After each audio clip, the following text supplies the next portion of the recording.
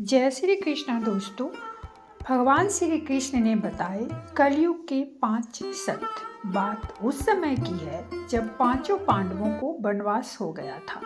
वनवास जाने से पहले पांडवों ने भगवान श्री कृष्ण से पूछा, हे कृष्ण, अभी यह द्वापर युग का अंत चल रहा है। आप हमें बताएं कि आने वाले कलयुग की गतिविधि क्या और कैसी होगी। श्री कृष्ण जवाब देते हैं, मैं तुम्हें इसका सीधा सा उत्तर तो नहीं दे सकता, लेकिन हाँ, तुम पांचों भाई वन में जाओ और वन में जो कुछ भी दिखे मुझे आकर बताओ। मैं तुम्हें उसका कलयुग में प्रभाव बताऊंगा। इसके बाद पांचों भाई वन की ओर निकल पड़े। उन्होंने वन में जो देखा वह देखकर आश्चर्यचकित रह गए। आखिर उन्होंने वन में क्या देखा और श्री कृष्ण ने क्या जवाब दिया, यह जानने के लिए पूरी कथा सुने। श्री कृष्ण के कहे अनुसार पांचों भाई अलग अलग दिशाओं में वन की ओर निकले। युधिष्ठिर भ्रमण पर थे। उन्होंने एक जगह देखा कि एक हाथी के 2 सूंड थी। यह देखकर युधिष्ठिर के आश्चर्य का ठिकाना न रहा। अर्जुन दूसरी दिशा में भ्रमण पर थे। कुछ दूर जंगल में जाने पर उन्होंने जो देखा उसे देखकर वह भी आश्चर्यचकित रह गए। अर्जुन ने वहां पर देखा कि कोई पक्षी है जिसके पंखों के ऊपर वेदों की रचनाएं लिखी हुई है और वह पक्षी एक मुर्दे का मांस खा रहा है। यह दृश्य देखकर अर्जुन कुछ समझ नहीं पाए। दोनों भाइयों की तरह भीम भी भ्रमण पर थे। उन्होंने जो देखा उससे वह भी आश्चर्यचकित रह गए। उन्होंने देखा कि एक गाय ने एक बछड़े को जन्म दिया, लेकिन जन्म के बाद गाय वह अपने बछड़े को इतना चाट रही है कि उसका बछड़ा लहूलुहान हो गया है। सहदेव भी भ्रमण पर थे तो उन्होंने चौथा आश्चर्य देखा। उन्होंने देखा कि 6 कुएं हैं जिनमें पानी भरा है और बीच का एक कुआं खाली है। बीच का कुआं काफी गहरा होते हुए भी उसमें पानी नहीं है। घोर आश्चर्य हुआ कि ऐसे कैसे हो सकता है। नकुल भी भ्रमण पर थे और उन्होंने एक आश्चर्यजनक घटना देखी कि एक पहाड़ के ऊपर से एक बड़ी सी चट्टान लुढ़कते हुए नीचे आ रही है। वे कितने ही वृक्षों से टकराकर उनको नीचे गिराते हुए आगे बढ़ती जाती है। विशालकाय वृक्ष भी उसे रोक ना सका। इसके अलावा यह चट्टान कितने ही अन्य चट्टानों के साथ टकराई, फिर भी वह उसे रोक नहीं सके। अंत में वह एक अत्यंत छोटे पौधे का स्पर्श होते ही स्थिर हो गई।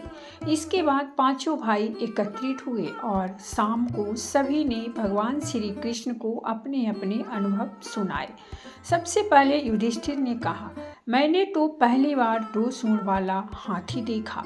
यह मेरे लिए तो बहुत ही आश्चर्यजनक था। भगवान श्री कृष्ण कहते हैं, धर्मराज, अब तुम कली काल की सुनो।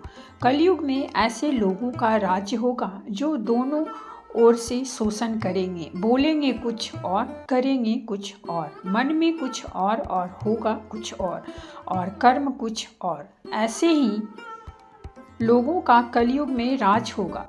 तुम कलयुग आने से पहले तक राज कर लो। युधिष्ठिर के बाद अर्जुन ने कहा, मैंने जो देखा है वह तो कहीं ज़्यादा आश्चर्यजनक था। मैंने देखा कि एक पक्षी के पंखों पर वेदों की रचनाएं लिखी हुई है, परंतु वह पक्षी मुर्दों का मांस खा रहा है। श्री कृष्ण कहते हैं, कलयुग में ऐसे लोग रहेंगे जो बड़े ज्ञानी कहलाएंगे, विज्ञान की चर्चा तो करेंगे, लेकिन उनके आचरण राक्षसी प्रवृत्ति के होंगे। वह बड़े पंडित और विद्वान कहलाएंगे, किंतु यह देखते रहेंगे कि कौन सा मनुष्य कब मरे और संपत्ति हमारे नाम से कर जाए। हे अर्जुन, संस्था के व्यक्ति विचार करेंगे कि कौन सा मनुष्य मरे और संस्था हमारे नाम पर हो जाए। हर जाति धर्म पर प्रमुख पदों पर बैठे व्यक्ति विचार करेंगे कि कब किसका श्राद्ध हो और कौन कब किस पद से हटे और हम उस पर चढ़ जाएं। चाहे कितने भी बड़े लोग हों, परंतु उनकी दृष्टि धन और पद के ऊपर ही रहेगी। ऐसे लोगों की ही बहुतायत होगी। अर्जुन के बाद भीम ने अपना अनुभव सुनाया। भीम ने कहा कि एक गाय अपने बछड़े को इतना चाटती है कि बछड़ा लहूलुहान हो जाता है। ऐसा क्यों? कृष्ण कहते हैं, कलयुग का मनुष्य शिशुपाल हो जाएगा। कलयुग में माताओं की बच्चों के लिए ममता इतनी बढ़ जाएगी कि उन्होंने अपने विकास का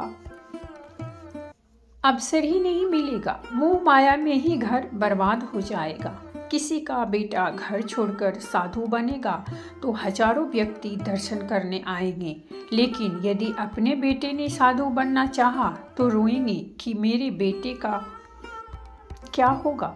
इतनी ज़्यादा ममता होगी कि उसे मोह माया और परिवार में ही बांध कर रखेंगे। उसका जीवन वही खत्म हो जाएगा।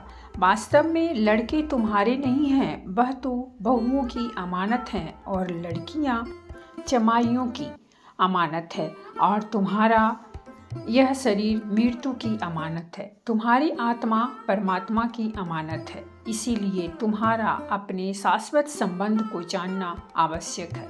भीम के बाद सहदेव ने पूछा, हे श्री कृष्ण, मैंने यह देखा कि 6 पूरी तरह जल से भरे हुए बड़े कुओं के बीच एक गहरा कुआं बिल्कुल खाली है, जबकि ऐसा संभव कैसे हो सकता है? भगवान श्री कृष्ण ने जवाब में कहा, कलयुग में लोग लड़की के विवाह के उत्सव में, मकान बनवाने में तथा छोटे बड़े उत्सवों में तो लाखों रुपए खर्च कर देंगे, परंतु पड़ोस में ही यदि कोई भूखा प्यासा मर रहा होगा तो यह नहीं देखेंगे कि उसका पेट भरा है या नहीं। उनका अपना ही सगा भूख से मर जाएगा और वे उसे देखते रहेंगे। और दूसरी ओर वही लोग मौज मदिरा, मांस, मच्छक, सुंदरता और जश्न से पैसे उड़ाएंगे, किंतु किसी के 2 आंसू पोंछने में उनकी रुचि ना होगी। कहने का तात्पर्य यह है कि कलयुग में अन्न के भंडार होंगे, लेकिन लोग भूख से मरेंगे। सामने बंगले में ऐशो आराम चल रहे होंगे, लेकिन पास की झोपड़ी में आदमी भूख से मर जाएगा। एक ही जगह पर असमानता अपने चरम पर होगी। सहदेव के बाद नकुल ने श्री कृष्ण को बताया कि मैंने भी एक आश्चर्य देखा कि एक बड़ी सी चट्टान पहाड़ पर से लुढ़की। वृक्षों के तने और चट्टानें भी उसे रोक नहीं पाए, किंतु एक छोटे से पौधे के स्पर्श से ही वह बड़ी चट्टान रुक गई। समझ नहीं पाया कैसे। श्री कृष्ण ने कहा, कलयुग में मानव का मन नीचे गिरेगा, उसका जीवन पतित होगा। यह पतित जीवन धन की शिलाओं से नहीं रुकेगा, न ही सत्ता के विशाल वृक्षों से रुकेगा, किंतु हरि नाम के एक छोटे से पौधे से, हरि कीर्तन से मनुष्य जीवन रूपी चट्टान का पतन होना रुक जाएगा। इसीलिए ही भक्तों, हरि भजन कलयुग में मोक्ष पाने का एकमात्र उपाय है। दोस्तों, आपको ये कथा कैसी लगी कमेंट में ज़रूर बताएं। वीडियो पसंद आई हो तो प्लीज़ हमारे चैनल को सब्सक्राइब करें, वीडियो को लाइक और शेयर जरूर करें। कहानी सुनने के लिए बहुत बहुत धन्यवाद। मिलते हैं हम एक नई कहानी के साथ।